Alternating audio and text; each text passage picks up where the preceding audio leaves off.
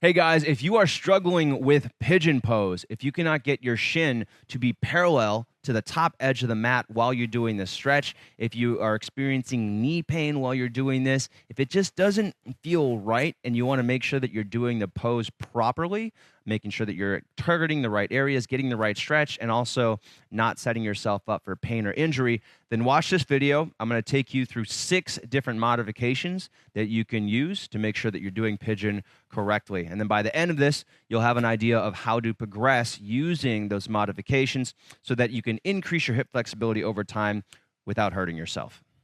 All right, so this video is going to show you modifications progressing from least flexible to most flexible. So we're going to start there with the base version of pigeon. And the best way to do this if you're not flexible or you're new is actually, instead of getting into a prone position, you're going to get onto your back. So we're going to lie down on your back. And this one's pretty simple. You're going to cross your right ankle over your left thigh like this, making your legs into a figure 4. All right, so if you look at your legs, you can see a figure 4. And then you're going to grab the back of your left thigh, reach through so your right hand goes between your legs, left hand goes to the outside. Hold the back of your thigh, kind of clasping your hands together. Now we're going to flex your right toes back toward your shin so that leg stays active. And then I want you to externally rotate your hip. So you're going to turn your inner thigh to face you, turn your outer thigh to face away from you. And again, you do want to stay active through that right leg to protect your knee. So you're flexing your toes toward your shin. And you're not pulling your thigh in as hard as you can because you don't want to aggravate that knee. Instead, focus on that external rotation. So you're trying to point your right knee to the outside. And then if you can relax your head down on the ground. If you can't, then that's okay. You can also put a block behind your head or a pillow to help with that. So this is modification number 1. If you want to make this a little more challenging, you can bring your heel, your left heel in toward your butt and then grab the back of the shin. And this is going to make this stretch a little bit more intense.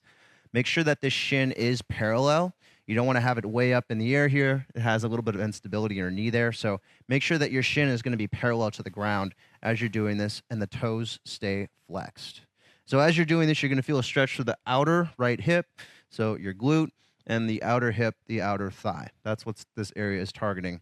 So whichever variation you're doing, you're gonna make sure that you hold this for at least 45 seconds, and you can do this for up to 2 minutes as long as there's no pain. All right, so those are modifications 1, modifications number 2. From here, we're going to go over to a wall modification. So if you do have a wall, you can use this one.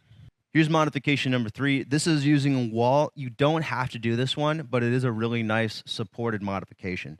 So for this, let's use our left leg. We're going to plant your left foot on the wall. Notice that my knee is bent at a 90-degree angle. My hips are below the knee, and then my left foot is just planted nice and firm on the wall. From here, you're going to plant your bring your right ankle over your left thigh. Flex the toes back toward the shin. Again, if you look at your legs, they're going to be in a figure 4 position. That's why this is called a reclined figure 4. And this is a nice way to do it because you can relax a lot more. Instead of holding onto your thigh, you can bring your arms out, relax your head onto the ground, and then you're going to drive your left foot into the wall while flexing the toes back toward the shin. Focus on externally rotating the hip, so you're pointing your right knee out to the side, and this is going to create a very, very similar stretch to that reclined figure 4 where you're reaching through. It's just a little more relaxed because we don't have to worry about holding onto your leg. To make this more intense, you can scoot your butt up a little bit closer to the wall, and that way you're going to have, you're going to be bringing the leg in closer to your body, and that's going to cause more of a stretch. This is a really nice modification, by the way, if you have knee pain. So if you have knee issues, if you're scared of putting too much weight on your knee, this is a really nice modification. And to also protect your knee, you want to make sure that you're staying active through the leg. So again, you're flexing that toe back toward the shin. You're focusing on really kind of squeezing these muscles in the outer hip as you're stretching them. And that's going to help you build active strength as opposed to passive flexibility, which is going to have more significant, more noticeable results in terms of your day-to-day function and also just how your body feels. All right, so there's modification number 3. Hey guys, hope you're enjoying the tutorial. Just wanted to give a quick shout out to Chubbies. These are the shorts that I'm wearing in this workout video. You can get 20% savings when you go to the link in the description below. These are super comfortable. They're great for yoga, and I think you'll like them a lot. Okay, on to modification number 4 now, and this is where we're going to be closer to a traditional pigeon.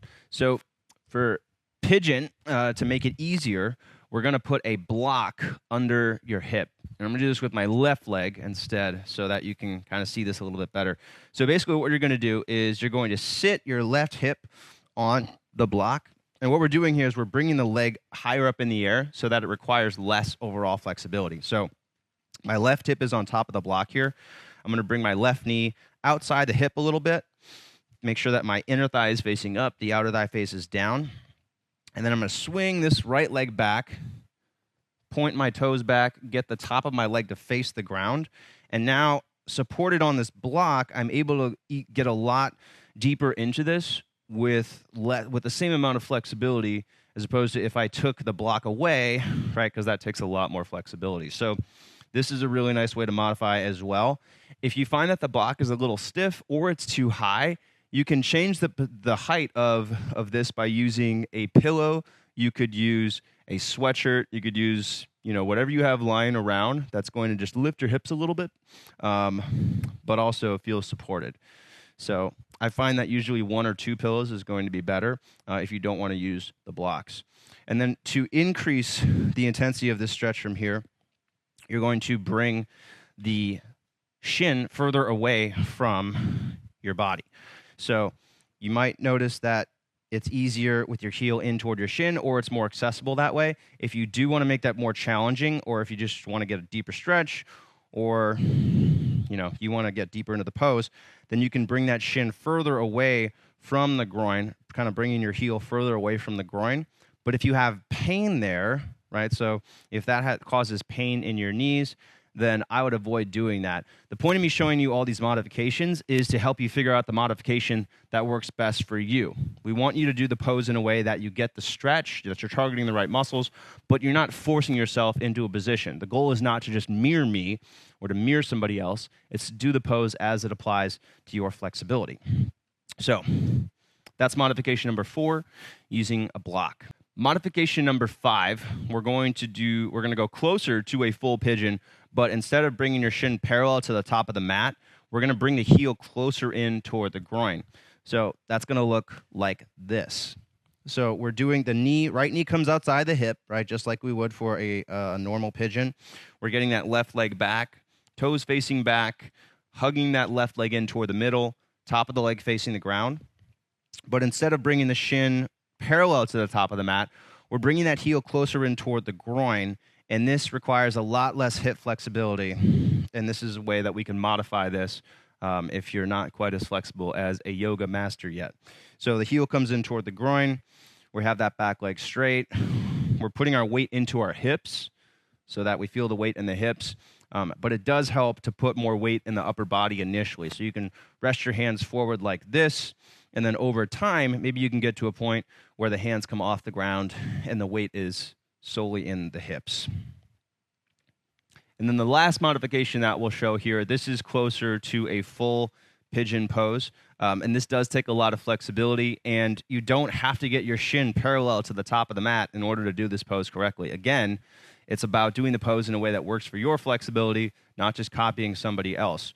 So you're going to bring the shin as close as you can to parallel to the edge of the mat, parallel to the top of the mat, just depending on your flexibility, just what feels okay. And then we're bringing those hips closer to the ground. Inner thigh faces up, outer thigh faces down. That back leg is still reaching back, toes extended. So my hips are squared forward. I'm trying my best to put my weight into my hips. I'm bringing this shin closer to parallel to the top of the mat. You might notice that my shin is not parallel to the top of the mat. Sometimes I'm flexible enough to do it. Sometimes I'm not, and that's normal. You're going to be more flexible some days compared to others. So that's fine. And again, the goal here is to feel that stretch to the outer hip and the outer thigh. I'm not so concerned about where that shin ends up, more so concerned that I'm feeling the stretch in the right ways, that it's a nice intensity, that it's an overall medium intensity, that it doesn't feel like it's a 9 out of 10 intensity, but a nice 5 or a 6 out of 10 at most. And then a couple of ways to make this more challenging. I mentioned before that you can get your hands on the ground to help support initially, right? So we can use the hands to make this, to kind of take some of the weight out of the hips. We can do it like this. Over time, you can also work on getting your chest to come toward the front of the mat. So we're getting our chest closer to the ground, sinking deeper into this stretch. So this is going to help us get more flexible, just as long as, again, there's no pain through the knee. If there is, then you're going to bring that heel closer in toward the groin and not worry about getting your shin higher up. And then the other way to make this more challenging is we can put the weight into the hips, right? So we can slowly work on lifting your arms away from the ground, maybe bringing your arms back like this, also getting your chest toward the ground. And if you want to make this even more challenging, bring your arms out in front of you like so. Last thing that we can do to make this a little bit more challenging is we can push into the top of that back foot and lift the knee. This is also going to add a bit more of a hip flexor stretch for your left hip. It's going to put a little bit more weight in the hips. It's going to make it a bit more active, so there's more functional mobility here as opposed to passive flexibility. And yeah, those are your modifications. So I hope you enjoyed that video. If you liked it, please be sure to hit the like button, leave a comment, subscribe so you don't miss out on future videos. We do have more of these modification videos coming out in the coming weeks. So we'll have at least 6 of these videos, and there's probably going to be more than that. If you want to request a certain pose, leave it in the comments section. And guys, if you're looking for a yoga workout made specifically for men to help with and flexibility, to help with learning the proper technique, I have a Yoga for Men series that is awesome for that. You can click over here in the upper right-hand corner, check out workout number 1 for free. All right, guys, thanks for watching. I'll see you in the next video.